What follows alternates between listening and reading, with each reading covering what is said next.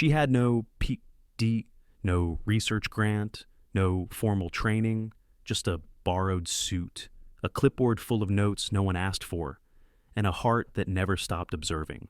15 top scientists funded by millions, praised by the media, failed to solve a crucial energy model. But a temporary secretary, who was only there to serve coffee, fixed it with one handwritten correction. Who was she? Why did she disappear the moment success came knocking? And why did the man who built a tech empire on logic choose to rewrite everything just to walk beside her? This isn't a love story, not in the way you think. It's a story about recognition, about brilliance that blooms in silence, about a woman who never asked to be seen but changed everything when someone finally did. If this story touches something in you, don't forget to like, share, and subscribe to Shining Stories. Now, let's begin. 15 brilliant minds, each with more letters behind their names than Emma had dollars in her bank account. And yet, they couldn't solve it. The air inside the glass conference room was stiff with tension and recycled air, the kind that tasted metallic on the tongue. Fluorescent lights buzzed quietly above the long, polished oak table, reflecting the glow of multiple screens filled with simulations, graphs, and models. It was supposed to be a final run-through, a pre-launch check before the investors were flown in from New York and Tokyo. But something wasn't working. Again, Emma Whitaker, holding a tray with 2 coffees, lingered at the edge of the room, careful not to make eye contact, careful to breathe without being noticed. Her badge read Administrative Temp, though no one had ever bothered to look that closely. She knew which mug belonged to Dr. Russo Cream, no sugar, and which one Cole Bennett preferred black. Always. She also knew that the simulation had failed for the 3rd time in 2 days. The whiteboards were cluttered with equations, the kind that once made her heart race in college lecture halls, back when she still thought she could belong in places like this. Now she stood on the periphery, half forgotten, invisible in her quietness. The lead engineer, a stern woman named Dr. Kim, leaned forward, her voice tight. If the temperature spike at phase 3 continues, the energy loop destabilizes and it doesn't make sense. Another man interrupted. The numbers are right. We've run them a dozen times. Cole, standing at the far end of the room, arms crossed, said nothing. His jaw was clenched, as if holding back the storm behind his silence. Emma set the tray on the sideboard, then paused. Her eyes scanned the screen one more time, just long enough to feel it. Something off. The simulation showed a sudden drop at 212 degrees. It plateaued, then spiked. There was a flicker in her mind, something old and half-forgotten from her early physics classes. It shouldn't plateau there, not unless...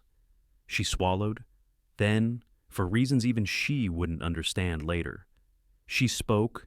Is the temperature input in Fahrenheit or Celsius? The words fell into the room like an accidental chime. The arguing stopped, heads turned, some with frowns, others in confusion. Emma stood completely still, hands clasped in front of her, heart pounding.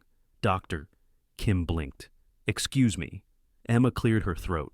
It's just, at 212 degrees Fahrenheit, water boils. But if your algorithm is set to metric, 212 would be well beyond boiling. The spike could be due to a conversion mismatch. There was a silence, the kind that stretches longer than it should. One of the junior engineers typed something quickly, eyes darting. Another stood, leaned closer to the screen. Oh my God, someone muttered. Wait, she's right. Dr. Russo leaned back slowly in his chair, eyes not on the screen, but on Emma. The unit default in the last system update. We didn't switch it back to Celsius. The buzz around the table grew louder, now tinged with embarrassment, shock, the kind of collective shame that ripples through people who should have known better. Then came the voice that silenced all others. And who exactly are you again? Cole Bennett's tone wasn't raised. It didn't need to be. His voice was ice-controlled, clipped, with the kind of authority that rarely had to repeat itself. Emma turned to face him fully. His eyes were gray, unreadable, sharp as glass. She held her ground, though she felt the weight of the room pressing down on her spine. "I'm just the temp," she said softly. Cole said nothing. His gaze remained fixed, unreadable. He didn't nod, didn't blink, just watched her like a puzzle that didn't quite fit the box it came in. "Doctor." Kim leaned over and began rerunning the simulation with the corrected input. Within seconds, the loop stabilized. The model held. Energy levels plateaued exactly where they were supposed to. Someone let out a long breath. Another clapped softly in disbelief. Emma took a step back, unsure whether to leave or wait. No one addressed her again. They just went on with their work, slightly more subdued, slightly more aware that the room wasn't as closed off as they thought. She picked up the now empty tray, careful not to drop the spoons. Her cheeks burned, not with pride, but with the discomfort of being seen too clearly by people who didn't expect her to exist at that level. As she walked out, she could feel Cole's eyes on her back. She didn't look over her shoulder, but she didn't have to. It wasn't the look of curiosity or respect. It wasn't disdain, either. It was something far more unsettling. It was attention. She stepped back into the hallway, the hum of fluorescent lights following her like a shadow. The conference room door clicked shut behind her, and Cole Bennett kept staring at the door long after she was gone, before she was the woman who solved the unsolvable. She was just the woman who folded her mother's laundry and worried about rent. Milesburg. Montana didn't show up on most maps unless you knew exactly where to look. It was the kind of town where porch swings creaked in rhythm with the wind, and the sound of gravel beneath tires told you who was coming down the road. Life there wasn't grand. It was worn, familiar, and quiet in the way only small towns can be. Emma Whitaker lived in a single-story house with peeling white paint and a wind chime that never quite stayed in tune. The air inside always carried a faint trace of lavender ointment and the slow hiss of an oxygen machine humming from the living room. Her mother's cough had grown worse over the years, chronic, stubborn, and as much a part of their mornings as coffee and pills. Most of Emma's days started the same. She would rise before the sun, pad barefoot to the kitchen, and turn on the percolator. Then she'd move slowly through the house, folding warm laundry from the dryer, checking her mother's oxygen tank, making toast with too much butter because that's how her mother liked it, all while pretending she wasn't counting the money in her head again. There had been a time, not so long ago, when Emma had believed in more. At 21, she was a physics major with a scholarship and a vision board taped above her dorm bed. But dreams cost money, and marriage came quickly after her father died. It was meant to be stability, a fresh start. Instead, it became a chain she wore for 6 years until it broke with finality divorce papers and a worn-out suitcase. She never went back to school. That Monday had started like all the others. The grocery list sat on the fridge next to a reminder for a doctor's appointment. But at the corner pharmacy where she picked up inhalers and compression socks, there was a tattered flyer, thumbtacked near the cashier, temporary administrative position. Bennett Energy Solutions, Seattle, travel and housing included. It wasn't the kind of thing Emma usually noticed. She never looked for jobs outside Montana. Who would care for her mother? How would she even get there? But that day, something in her paused. The flyer looked like it had been there a while. The ink faded, a corner curling like it had given up waiting. She asked the pharmacist if she could take it. He nodded, didn't even look up from the register.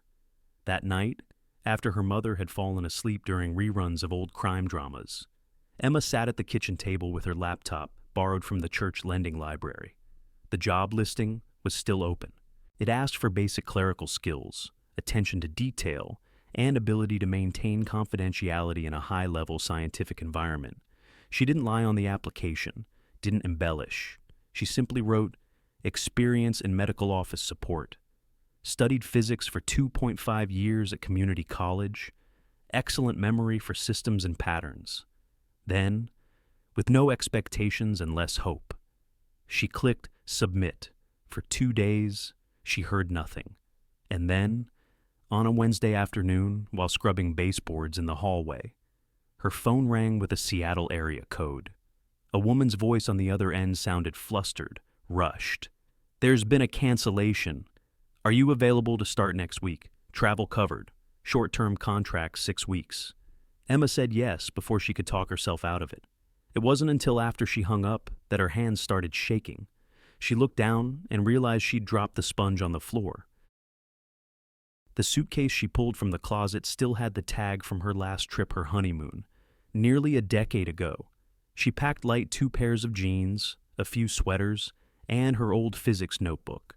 Not because she thought she'd need it, but because it felt like a piece of herself she hadn't carried in years.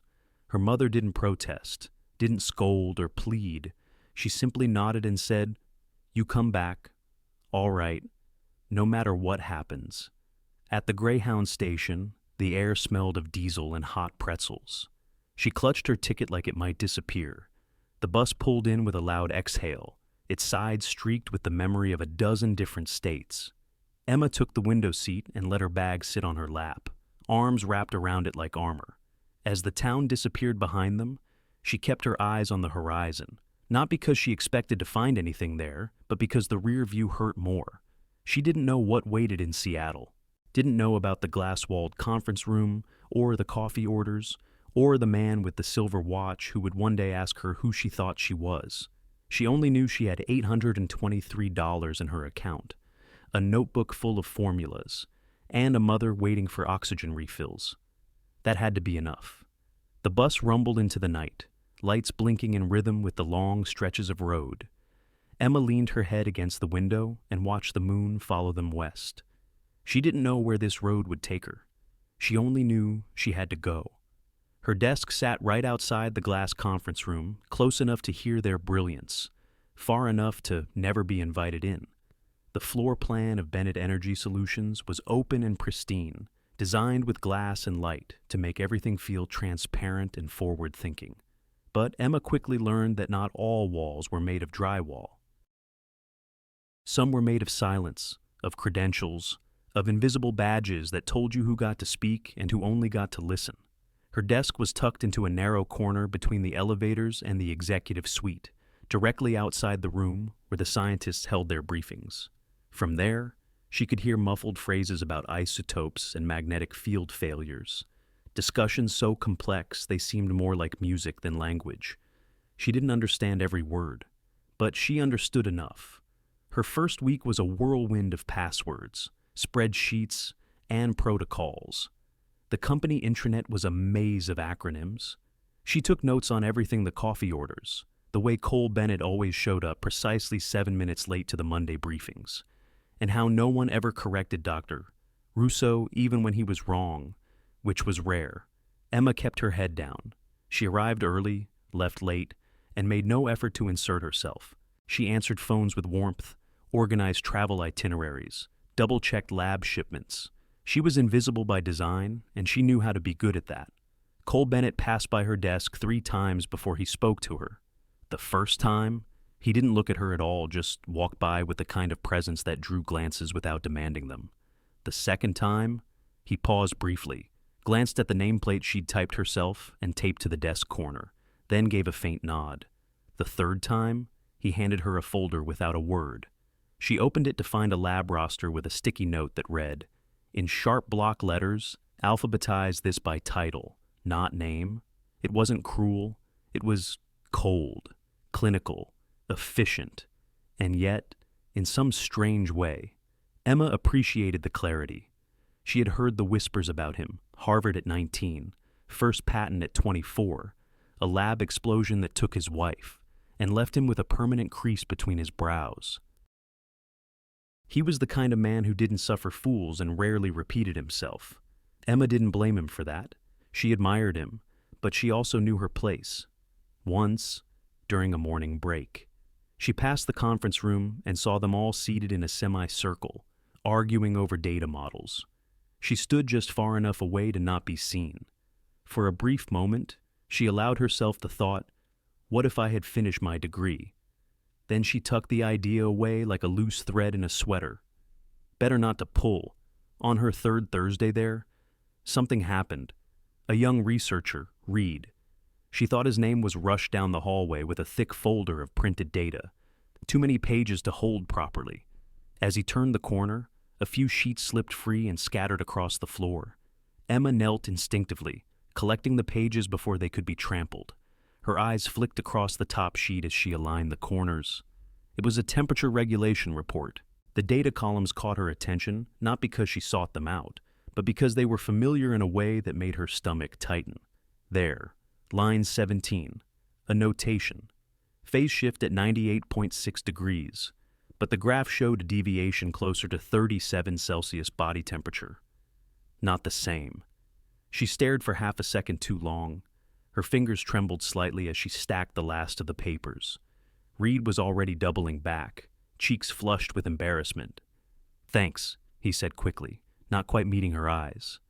Emma nodded, stood, and returned the folder silently. Her heart beat fast not from the interaction, but from what she hadn't said. She had seen an error, not obvious, but not small either. A unit mismatch. Again. The same type of mistake that had tanked the simulation earlier that week. She should have said something, or written a note, or quietly flagged it to someone who might actually listen.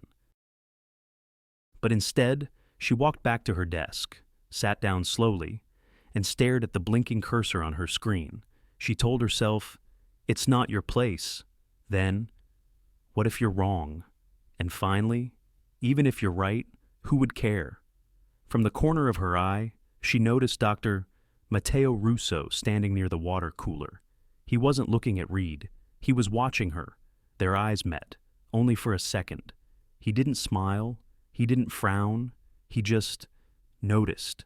And for someone used to being invisible, that was almost too much. Emma returned to her screen. A spreadsheet blinked open. She typed a note about a supply order that no one would remember. But her hands moved a little slower than usual, and her thoughts didn't stay where they were supposed to. Outside, the rain had started again, pattering softly against the tall windows of the building that never slept. All it took was one handwritten correction, and the whole simulation ran like magic. Emma didn't sleep much the night after the meeting. Her mind replayed every second, every face turning in her direction, the sharp snap of silence after she spoke, and the cold steel in Cole Bennett's voice. She had tried to bury it, to file it away as just another strange day, but the way he looked at her, that didn't fade. The next morning, the email came at 7:03 a.m., subject, "Please step into my office," from C. Bennett. No greeting, no punctuation beyond what was necessary. Emma stared at the message for almost a full minute before standing. As she made her way down the corridor, past glass walls and polished marble, she braced for it. This was the kind of thing that didn't happen to people like her. Speaking out. Correcting high-level scientists. That wasn't bold, it was foolish. She imagined herself packing her bag before noon, returning to Montana on a Greyhound with one less paycheck and 1,000 more regrets. Cole's office was large, but not excessive. Clean lines, high windows, no family photos, a desk too tidy to be lived in, a chair turned just slightly off-center as if its owner never fully sat still. He didn't offer her a seat. Instead, he placed a printed model on the table between them. The same failed simulation she had seen before. But now, one corner of it was circled in red pen. "What did you see?" he asked, voice low, unreadable. Emma hesitated, unsure how to answer. She hadn't expected a question. She'd expected a warning, a dismissal, maybe even condescension. But curiosity, that was unfamiliar. "I noticed the temperature plateau," she said carefully. "It didn't match the expected phase shift. It reminded me of something from an old lab exercise. When we mixed units Celsius and Fahrenheit, nothing lined up. It caused thermal discrepancies that looked exactly like that." Her voice wavered, but she didn't stop. "I thought maybe it was something like that. Just a conversion issue, a detail overlooked." Cole stared at the model, then back at her. He didn't blink much, didn't nod. He simply said, "Thank you." That was it. No follow-up, no interrogation, no expression at all. Emma turned and walked back to her desk with a pulse quickened not by fear, but by the discomfort of having been heard. By noon. Whispers were already circulating through the lab halls. No one said her name out loud, but something had shifted. The tone of the staff had changed, like someone had tapped the edge of a perfect glass and found a hairline crack. And then, later that afternoon, it happened. The simulation ran. Not just ran, it held. The model stabilized at exactly the range Emma had suggested. The heat thresholds aligned. The input-output ratios balanced for the first time in weeks. Cole stood in the corner of the lab, arms crossed, eyes narrowed, watching it cycle again and again with robotic perfection. Dr. Kim looked stunned. A few of the junior scientists exchanged glances, as if they were unsure whether to celebrate or check their math. And then, Dr. Mateo stepped forward, hands clasped loosely behind his back. "We've been going in circles for 3 weeks," he said, voice calm but firm, arguing over variables, complex adjustments, and flawed assumptions. He paused, then added, "Emma fixed it. Not you, not me. Her." Silence. A long, weighty silence. No one objected. No one clapped either. But that kind of stillness, the kind that stretches just long enough to become truth, was its own acknowledgement. Emma wasn't in the room to hear it. She was at her desk, typing out inventory forms and answering a question about lunch delivery for an upcoming seminar. She didn't need to hear it. But the next morning, as she passed by the break room, she caught something. 2 researchers young, both always too preoccupied to remember her name, were talking over coffee. "Did you hear about the model fix?" one asked. "Yeah." The other smirked. "Just a secretary." "Huh." Emma didn't stop walking. She didn't turn around. But her chest tightened, not with embarrassment, or even pride, but with something closer to quiet affirmation. She hadn't imagined it. And maybe she didn't belong in that room. Yet. But that room now knew she existed. The lab doors whispered shut behind her as she returned to her desk, her fingers poised above the keyboard. Outside, the wind picked up against the tall windows. And somewhere, deep inside the building's humming heart, the simulation continued to run quietly, steadily, almost like it had always known how. He invited her to dinner, not in a suit and tie way, but in the kind of way that left her wondering if she should even say yes. The invitation came without preamble. A short message, typed and sent via internal email. "Dinner, tonight, 7 p.m. DeLuca's on 5th. If you're available, C. Bennett." No subject line. No signature block. No explanation. Emma reread it 3 times, unsure if it was a mistake. Was this about the model fix, a gesture of gratitude, or something else entirely? She debated whether to go. She didn't have anything fancy to wear. Her nicest top was a soft navy blouse she kept for doctor appointments and job interviews. Still, something in her stomach twisted with nervous curiosity, and when the clock struck 6:15, she found herself brushing her hair and applying the lightest trace of lip color. DeLuca's was a quiet, understated place. Linen napkins, low lighting, the kind of restaurant that didn't boast, it just existed, in quiet confidence. Cole was already there when she arrived, seated in a corner booth beneath a wall lined with wine bottles. No tie, just a dark sweater over a crisp shirt, sleeves rolled to the elbows. Relaxed, but unmistakably guarded. He stood as she approached, a brief nod replacing any form of greeting. She slid into the seat across from him, unsure where to place her hands. The menus were already folded on the table. A candle flickered between them, small and steady. "Thank you for coming," he said, finally breaking the silence. Emma gave a polite smile. "Thank you for inviting me." The waiter came and went. Water was poured, orders placed. Then the real conversation began, not loud, not probing, but deliberate, like walking a narrow trail with careful footing. He asked about her education. She spoke of the years she spent studying physics at a community college, and how life had rerouted her. She spoke of her father's sudden death, of a marriage that had promised more than it gave, and of the long nights spent holding her mother's hand during coughing fits that shook the walls. Cole listened, not with pity, but with something quieter, attentive, measured, When the plates arrived, untouched for a while, he spoke. "My wife's name was Adrienne," he said simply. "We met in grad school. She challenged every assumption I made me sharper, better. She was working late when the fire started. Gas leak. No one caught it in time. Emma looked down, her fork still untouched. "I'm sorry," she whispered. He nodded once, not as if accepting sympathy, but acknowledging it as a fact, something filed neatly, like everything else in his life. "We built the lab together," he continued. "Every system, every safety check, we thought we'd covered everything. I spent a year afterward tearing it all down, looking for the mistake. There wasn't one.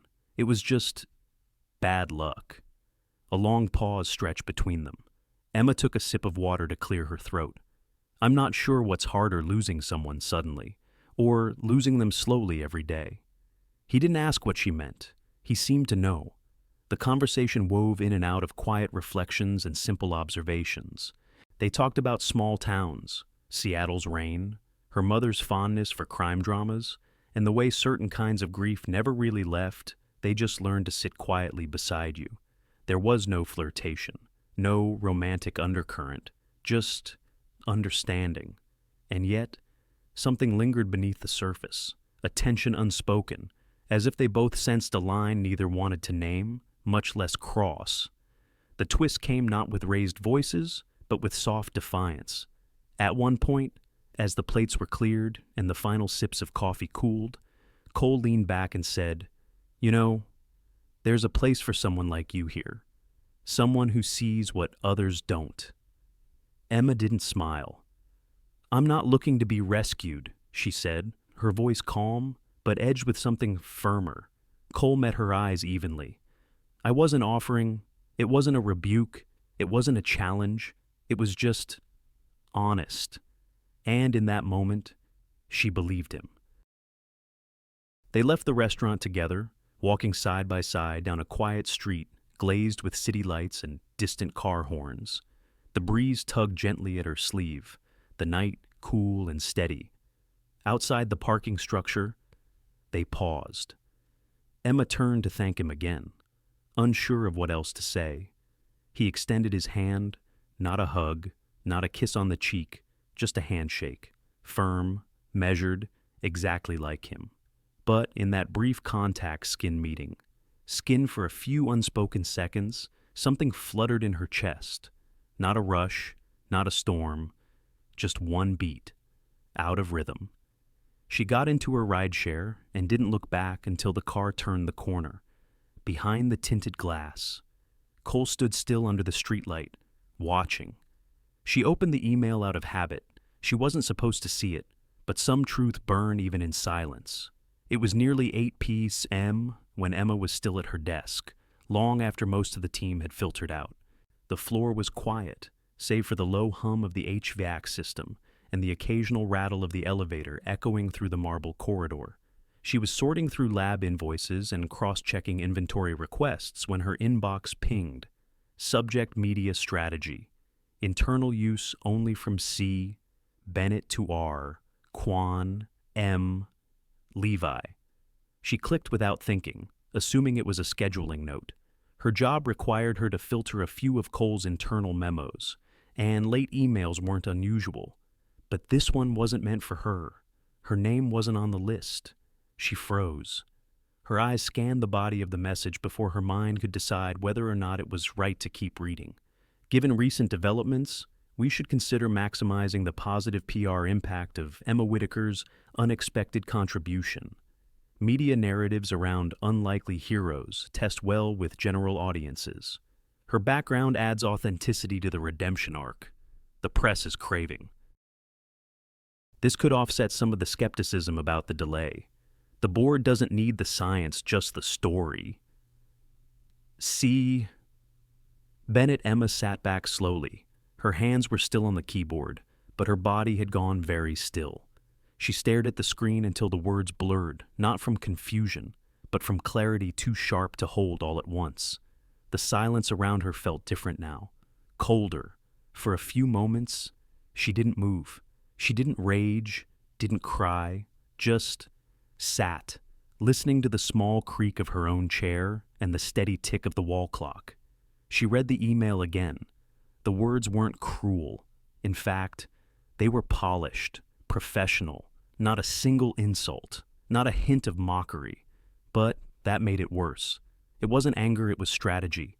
She wasn't a person in that message. She was a concept, a narrative, a temporary arc to cover a longer delay. And suddenly, the handshakes and nods and invitations to dinner, the softening of lines between two people who had shared grief in silence and almost understanding, felt hollow. Or, at least, tainted. She closed the email, opened a new document, typed quietly, resignation letter, Emma Whitaker. She kept it simple. No emotion, no explanation, just 2 paragraphs and a signature. She printed it slowly, folded it neatly, slipped it into a manila envelope, and wrote his name across the front.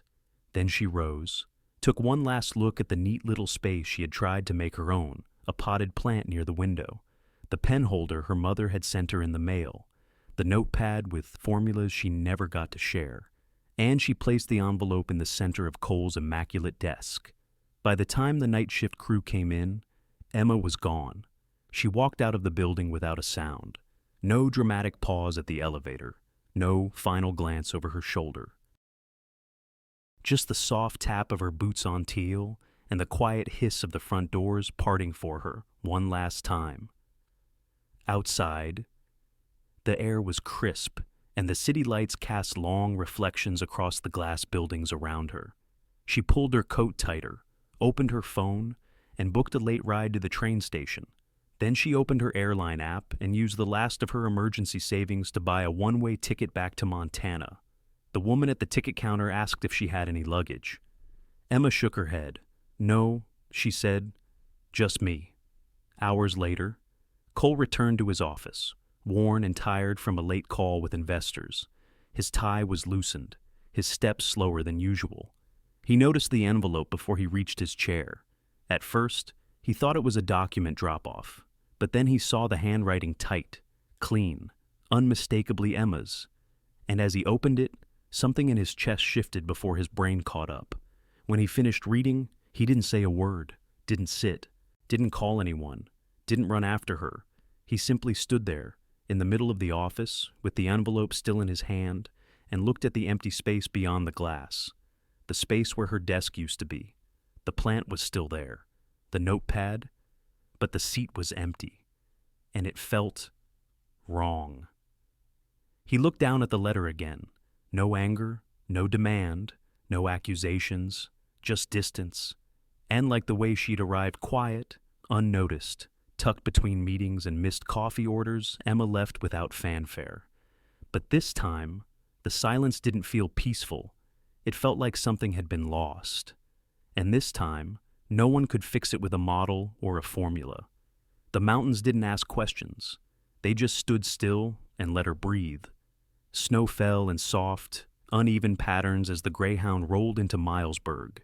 Not the heavy, cinematic kind of snow, just enough to hush the roads and dust the roofs like powdered sugar over a tired town. Emma stepped off the bus with nothing but her coat, her canvas bag, and a silence that had settled somewhere deep inside her, like a stone she didn't know how to dislodge. The same cracked sidewalk met her boots. The same bent street sign leaned against the hardware store, like it had since she was 16. Time hadn't stopped here. It had simply wandered off and circled back. Waiting for her in the gravel lot was a beat-up green pickup that coughed more than it purred. Behind the wheel, her mother sat bundled in a coat too large and a scarf too bright, her eyes tired but alert, searching Emma's face before the engine even shut off. The door opened with a familiar creak. "Hi, Ma." Her mother reached over and pulled her into a one-armed hug, oxygen tube tucked awkwardly against her cheek. "Hi, baby? You cold?" Emma shook her head, though she was. But it wasn't the weather. They didn't talk much on the drive home. Milesburg didn't require conversation. It spoke in familiar turns and potholes that hadn't been fixed since before the last mayor's re-election. Her mother hummed softly to an old Patsy Cline tune, hands steady on the wheel, as if her daughter's return didn't carry the weight of unspoken things. The house looked smaller than Emma remembered, or maybe she had grown not in height, but in the quiet ways one does after disappointment. She stepped back into the place she had left, with such trembling hope only a few weeks before. Nothing had changed. The kitchen still smelled like lavender and lemon. The heater still clicked 3 times before blowing warm air. Her old room, down the hall and second on the left, still had the faded quilt folded at the end of the bed. She set her bag down, sat on the edge of the mattress. The springs gave a soft groan. Outside, snow began to stick to the windows. The next few days unfolded like a slow, familiar song. Emma swept the porch, folded towels, restocked pill bottles. She didn't speak of Seattle, and her mother didn't ask, not directly, only once, while stirring a pot of soup. She glanced over and asked, "You tired?" Emma nodded, a little, and that was enough. One morning, while digging through the old bookshelf in the hallway, she came across a cardboard box marked College, Physics. She hadn't opened it in years. Maybe she had avoided it. Maybe she had forgotten it was even there. Inside, tucked between battered notebooks and loose handouts, was the leather-bound journal she'd carried everywhere in those early semesters. The corners were worn, the pages dog-eared and faded, but her handwriting was still clear, precise, blocky, full of confidence she no longer recognized as her own. She sat cross-legged on the carpet and flipped through the pages, formulas, diagrams, side notes in red pen, ideas written in the margins like conversations with a version of herself that hadn't yet learned to shrink. Then, midway through the book, she stopped. There, sketched in pencil and half-finished, was a schematic and energy transfer model, hand-drawn with annotations and a few question marks scrawled in the corners. Her breath caught.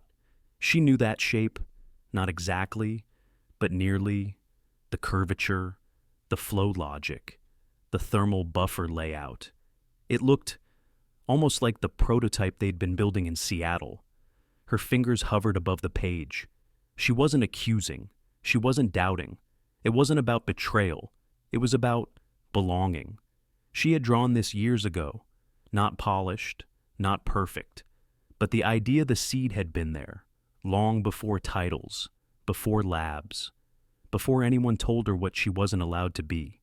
And suddenly, the shame she had carried from that email, the feeling of being used began to shift. She hadn't been given a role in Seattle. She had carved it. She had earned it. Tears came then, not with force, but like quiet guests at the edge of her vision. She wiped them away with the sleeve of her sweater and let her shoulders shake, just once. When the tears passed, she didn't close the notebook. Instead, she reached for the pencil that had rolled beside the baseboard, and slowly, carefully, she began to draw, not from memory, but from instinct, completing lines that had waited years to be finished, curving equations like brushstrokes, answering questions she once thought she wasn't allowed to ask. Outside, the snow was still falling. The wind pressed softly against the walls, as if to say, "You're home now?" But inside, something had changed. Not just the air, not just the silence. Emma was back in Montana, but more importantly, she was back to herself. He had built empires on logic, but no formula could tell him why her absence felt like failure. The office had never been noisy, but now it felt hollow. Cole sat at his desk, surrounded by perfect order files labeled, screens quiet, blinds drawn in their usual crisp alignment, and yet the air felt off, like a note slightly out of tune. It had been 10 days since Emma left. No confrontation, no email, no explanations, save for the neat letter on his desk. He hadn't shared it with anyone. He hadn't answered questions either. The others assumed she'd moved on. Temporary staff always did. But Cole knew better. He didn't delete her file from the system. He didn't reassign her desk. He didn't even remove the notepad with her looping handwriting still etched faintly across the top page. Inventory notes? A tiny sketch of a thermodynamic curve. A quote scribbled in pencil. Simplicity is just complexity resolved. She hadn't signed it, but he knew it was hers. At night, he stayed longer in the lab, not for the work, but for the quiet. It offered the kind that didn't ask questions, but gave space to the ones he couldn't yet answer.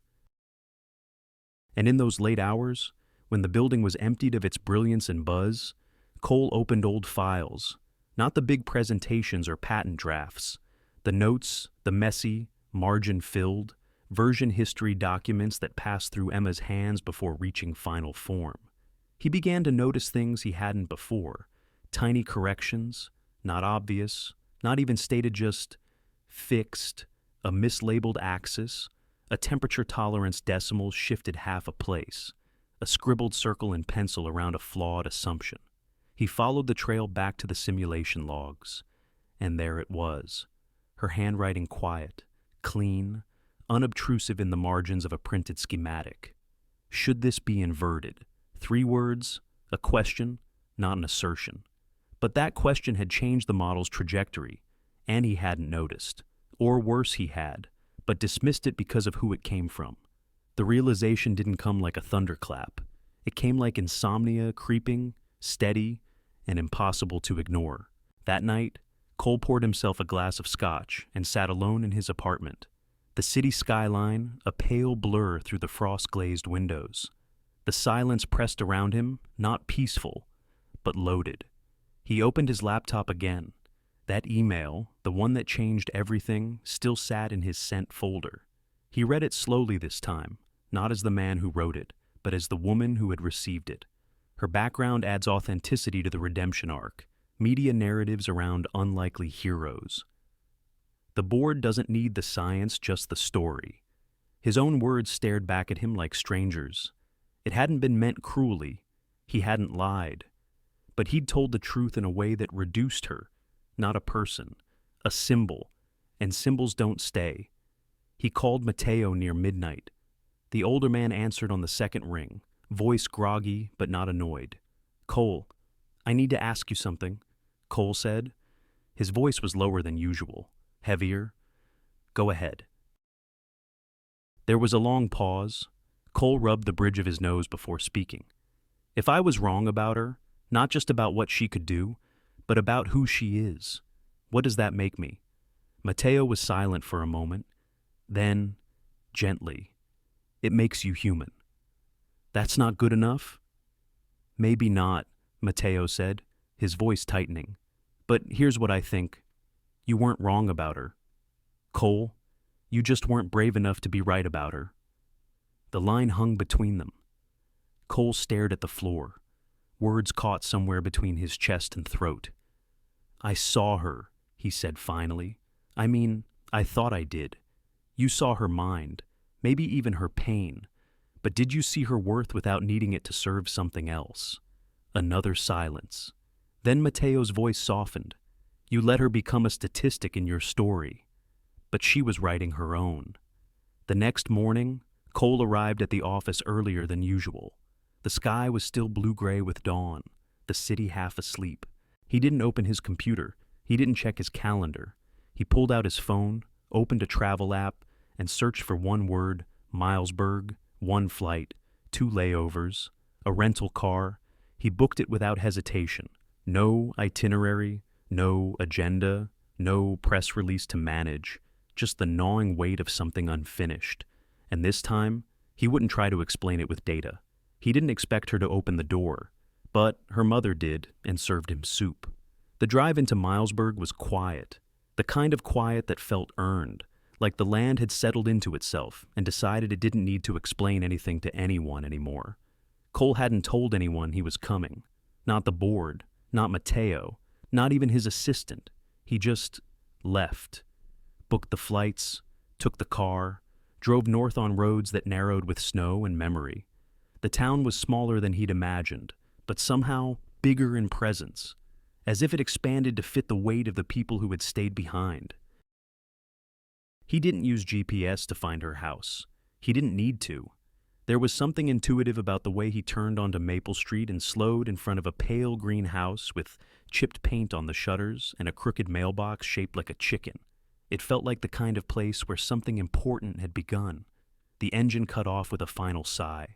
He sat for a moment, watching his breath fog the windshield, hands resting on the steering wheel like he was still trying to decide whether or not to knock. But before he could, the front door creaked open. Emma's mother stood there, wrapped in a thick cardigan and a fleece blanket draped over one shoulder like a shawl. Her oxygen tube rested delicately beneath her nose, but her eyes were sharp, familiar. She didn't look surprised. "You came all this way," she said, not unkindly, just stating a fact. Cole cleared his throat. "Yes." "Ma'am?" She studied him for a moment longer, then stepped aside. "Well," she said, "it's too cold to stand there. Come in, I'll get you some soup." Emma wasn't in the house. "She's out back, clearing the walkway," her mother explained, as she handed Cole a bowl of something warm that smelled like rosemary and chicken broth. "She likes the quiet out there, helps her think." He nodded. The spoon clinked gently against the bowl as he stirred without eating. The house was simple, lived in. Quilts on the arm of the sofa, old frame photos along the walls. The kind of kitchen where the drawer handles didn't match, but each one had a history. He sat at the table, unsure of what to say. Her mother didn't push conversation, just sat across from him, sipping her own bowl in silence, as though they were two old friends with nothing urgent to resolve. When they finished, she stood and disappeared down the hallway, returned with a manila folder, edges worn soft with age. "She never shows this to anyone," she said, voice low but steady. "But I think you ought to see it." Cole took the folder gently, hands suddenly careful. Inside were pages of notes sketched in pencil, marked with highlighter, some stained with old coffee rings, or teardrop-shaped warps in the paper, hand-drawn models, early energy conversion ideas, graphs, annotations, thought experiments. The handwriting was younger, slightly uneven in places, but the ideas, they were there, the bones of something brilliant. A line caught his eye, scribbled at the top of one page. "Energy doesn't disappear, it waits." He closed the folder slowly, pressing it with both palms as if the heat from his hands might apologize.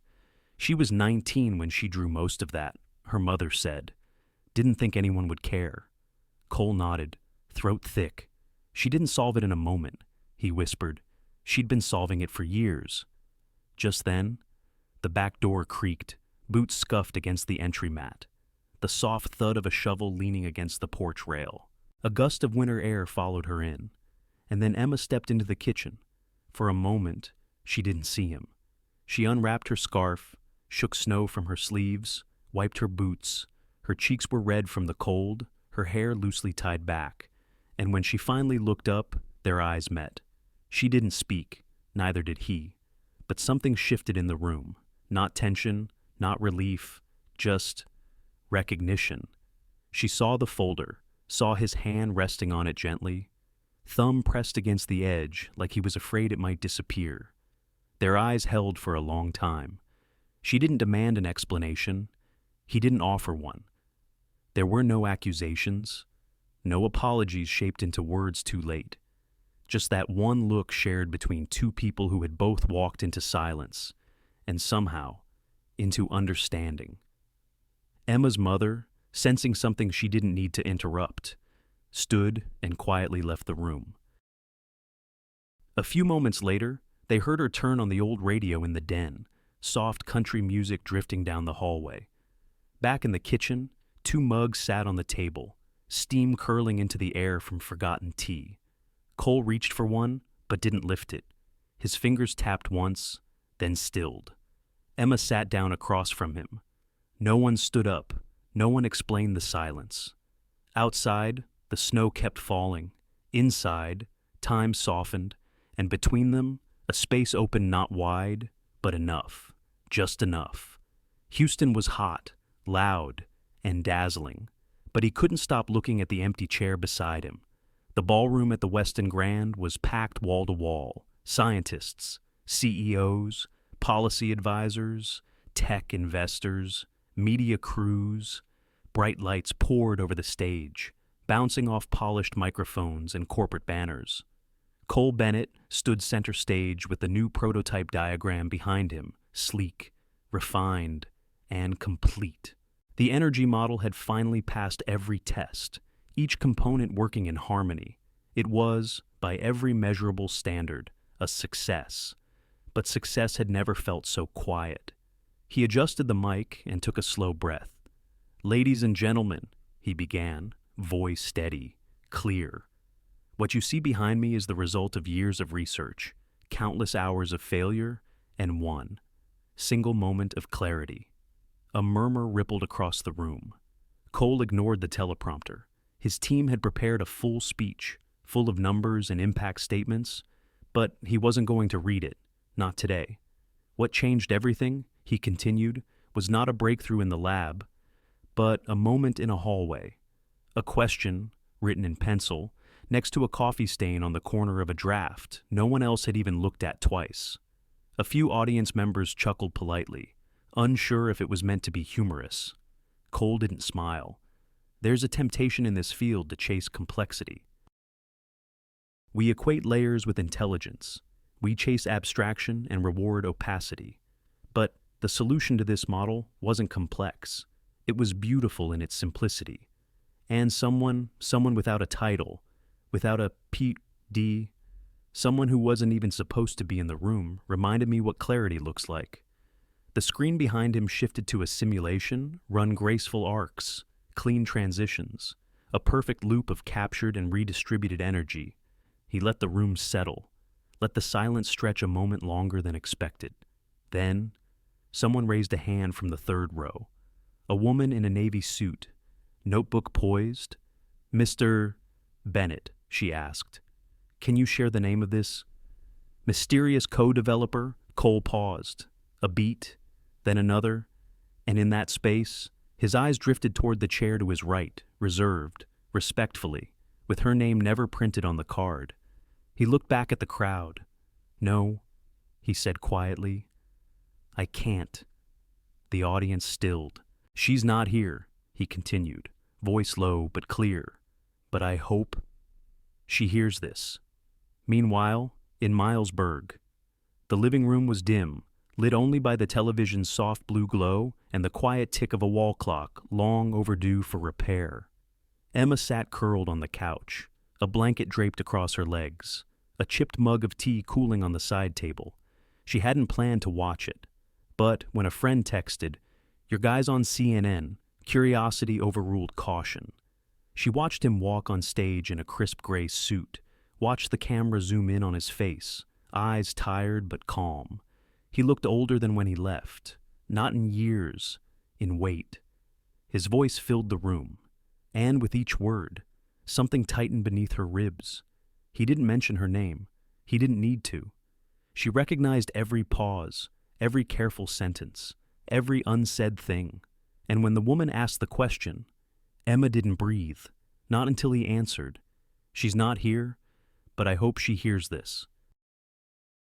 Her chest rose and fell with something between a sigh and a release. She didn't finish watching the segment, didn't wait for applause or closing remarks.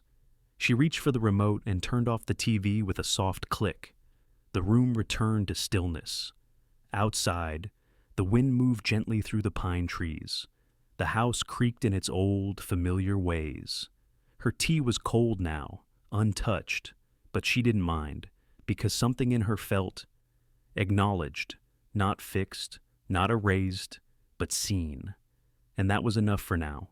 She stood, stretched slowly, and carried the mug to the sink, rinsed it, placed it upside down on the drying rack. Her mother's radio was on in the background, humming some tune about long roads and second chances. Emma stood there for a moment longer, fingers still wet from the rinse, and allowed herself a small smile. Not the kind meant for anyone else. Just for her. Her name had never been on a building before. Now it stood in bronze letters on a glass wall. The new wing of the Bennett Research Center gleamed in late spring sunlight, glass panels polished to a shine. Steel beams curved like open arms. Outside, a modest crowd gathered beneath white tents and swaying banners that read, "The Whitaker Fellowship Launch Ceremony." Emma stood near the edge of the crowd, clutching a simple linen program with trembling fingers.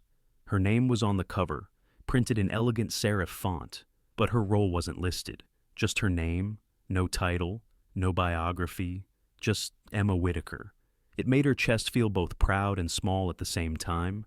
She wasn't used to being seen. Not like this. Inside. The auditorium buzzed with soft conversation.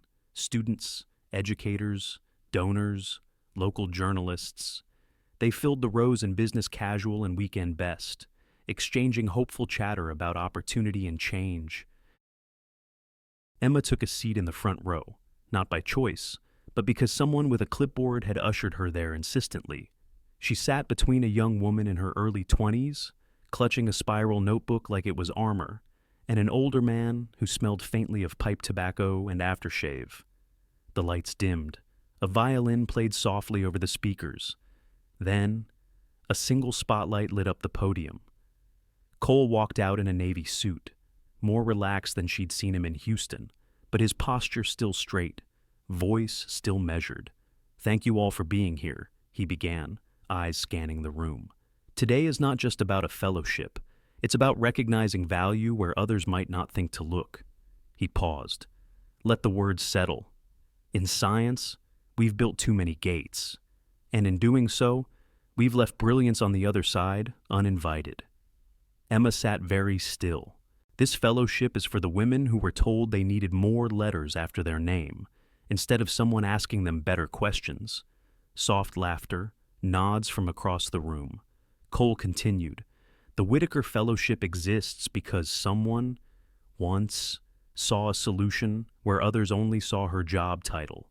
She wasn't in the room to impress. She was there to serve coffee. And yet, she changed the trajectory of a problem we had been stuck on for months." He didn't look at Emma, but he didn't need to.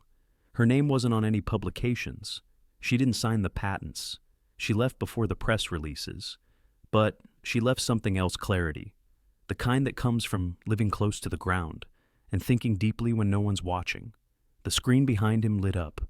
A photograph faded in, taken from behind, slightly blurred, of Emma at her old desk, head down, pencil in hand.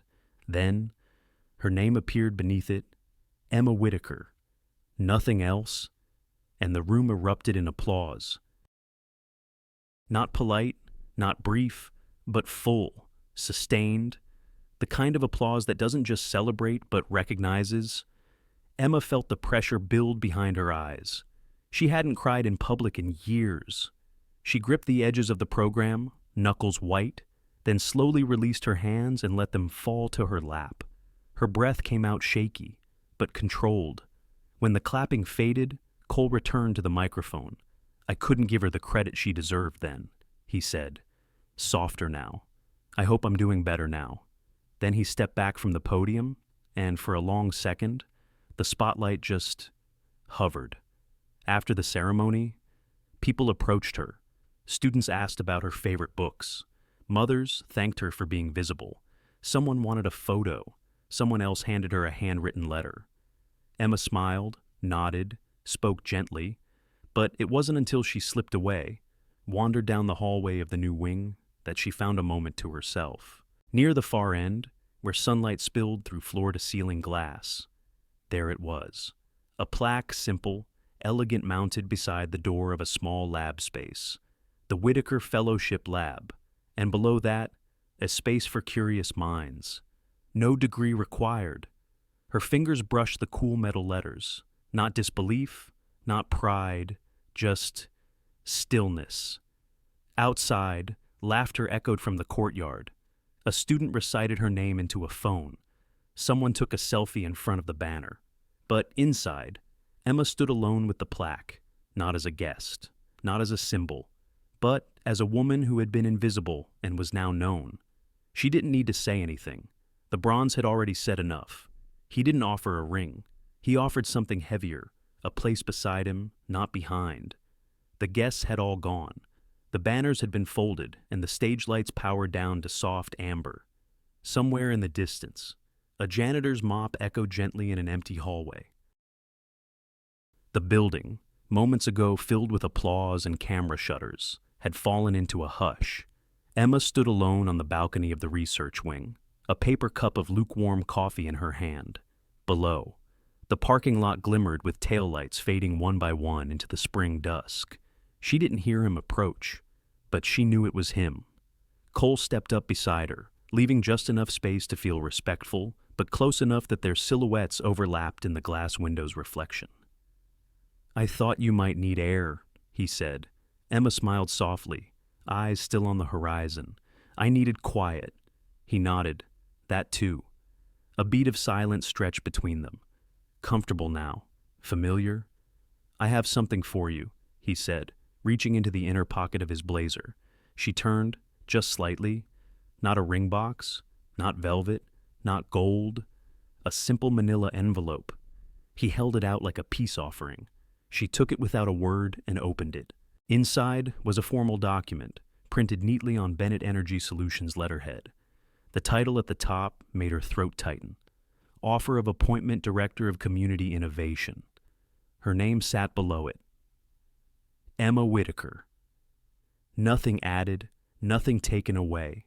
She skimmed the details: flexible location, research freedom, no dress code, mentorship of fellowship recipients, the authority to start projects that bridge science and lived experience. She reached the last page, a single line in Cole's handwriting. "For the one who taught me simplicity is the highest form of brilliance." The tears didn't fall all at once, just one, then another, not from pride, not from victory, but from recognition. This wasn't a favor. It wasn't charity. It wasn't a headline. It was a seat at the table, one built for her, not shaped around her, not repainted or borrowed, hers. She folded the papers neatly, pressed the envelope to her chest, and exhaled. Then she looked at him, fully.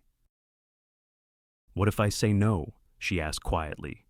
Cole didn't flinch. He smiled, genuinely, a little sad, a little hopeful. "Then I'll still be proud to have known you," he said. There was no bargaining in his voice, no pressure, just truth. And in that moment, Emma felt something inside her shift, not because he wanted her, but because he respected her.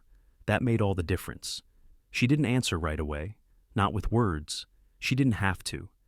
They stood like that a while longer, watching the last rays of sunlight stretch across the parking lot, pooling between the parked cars like liquid gold. Then, together. They turned and walked back through the double doors. They didn't hold hands. They didn't kiss. They didn't say finally or at last. But people in the hallway staff, students, custodians looked up as they passed. And somehow, everyone knew. This wasn't the beginning of something romantic. It was the continuation of something real. Two people, side by side. Not because they had to be, but because they chose to be. Later that evening, as the building dimmed and the world turned quieter still, Emma sat at the empty desk in the small office reserved for the new director. She placed the envelope on the table. Next to it, she laid her old notebook. The cover was worn now, corners curled, the spine barely hanging on.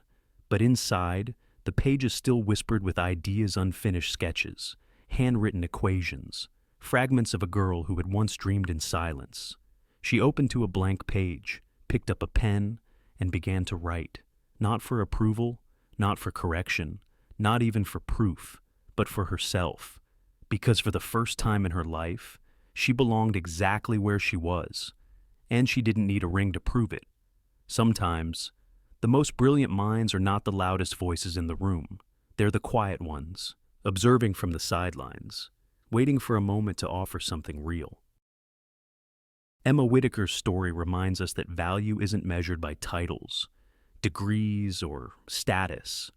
It's found in character, in quiet resilience, in the ability to see clearly when others are blinded by noise. In a world obsessed with credentials and appearances, we often forget to look deeper to notice the wisdom in unlikely places.